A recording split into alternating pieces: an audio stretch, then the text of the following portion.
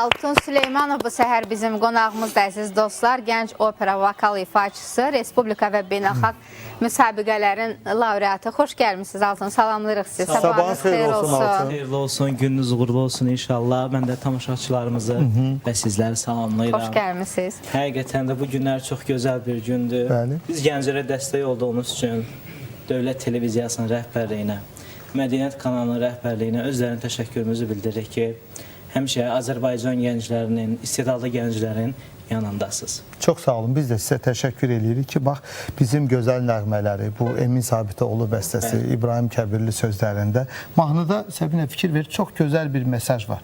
Sanki atanın oğula bir mesajı, çox gözəl bir fikirlər var. Melodiya da özü də axıcıdır. Bəli, bizim səs rejissorumuz da bax bunu təsdiqləyir. Sən də çox gözəl bir şəkildə, klassik öz janrına uyğun bir şəkildə ifa eləmişsən. Səs tembrinə. Belə ifaların çoxdur mu Altun? Əslində, bəli, mən 2013-cü ildən bəri profesional... Kamera orkestrində səhv eləmirəmsə müşahidə edibsən. Bəli, bəli, kamera orkestridir. 2013-cü ildən bəri profesional vokal sənətindəyəm və belə ifalara çox müraciət edirəm və repertuarımda əsasən belə ifalardır. Məsəl üçün romanslardır, bizim operalardan ariyalarımızdır. Bəzi xalq mahnıları da var, bax bu tipdə.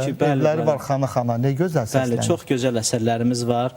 Bizim təbii ki də musiqimizin banisi Üzeyir Hacıbəyliyə qarşısında, ruhun qarşısında baş əyirik ki, bax belə bir gözəl əsərlər bizə miras qoyublar. Yəni, həqiqətən biz gənclərin borcudur ki, biz vokalçıların hər zaman belə ifalara müraciət edək. Və mən də buradan gənclərə səslənirəm ki, belə ifalara hər zaman müraciət edək. Bilirsiniz, belə ifaları dinlədikcə insanın qulağı da gözəl şəkildə inkişaf eləyir.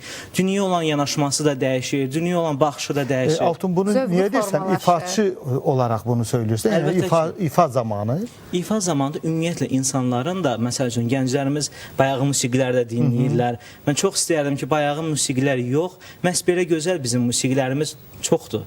Yəni, onları dinləyək, təbliğatına aparaq. Yəni, əsas məsələ bundan ibarətdir. Yəni, biz gənclərimiz boyuna düşür ki, təbliğ edək. Yeni təqdimatlar. Amma mən, buyur Səbinə. Amma gəlin, dostlar, onu da etiraf eləyək ki, ən gözəl nəğmələr vətənə həsr olunan nəğmələrdir.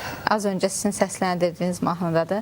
Nə gözəldir Azərbaycan. Görən desin, nə gözəldir, bəli. Mən amma bir məqamı istəyirəm deyim, bu ifaçının prizmasından istərdim bu mövzuya yanaşıb. İfaçı üçün də Səbinə çox önəm daşıyır. Bax, belə bir janr, belə bir repertuar. İnsanın Şövkət xanım deyirmiş, mən eşitmişəm böyüklərimizdən, bəli, amin. Şövkət xanım deyirmiş ki, belə mahnılar oxuyanda səs bir növ köklənir, səs bir növ aşılanır.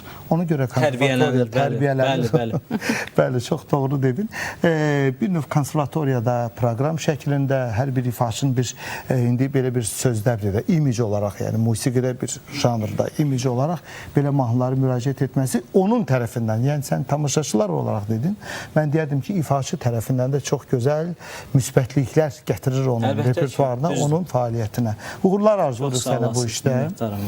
Qarşıda gözəl günlər gəlir, bilirsiniz, klassik musiqi hər zaman Azərbaycanda sevilib, hər zaman Azərbaycanda fərqli şəkildə qəbul olunub. İndi də son zamanlar festivallar mı deyim, opera günləri mi deyim, opera festivalları keçirilir. Mən özüm də opera festivalının iştirakçısı oldum. Nə gözəl. Birinci və ikinci opera festivalı oldu Azərbaycanda, orada iştirak elədim. Yəni, bu festivalların həqiqətən də olması biz gənclər üçün də yaxşıdır. Biz özümüz orada inkişaf elətdiririk, tamaşaçının qarşısında istedadımızı göstəririk. Çox təqdirə layiq bir halda həqiqətən də bu. Həm böyük məsuliyyətdir, həm də gənclərimizə açılan bir qapıdır. Təşəkkür edirik sizə. Uğurlar arzulayırıq yeni-yeni layihələrinizdə. İkinci mahnınız hansı?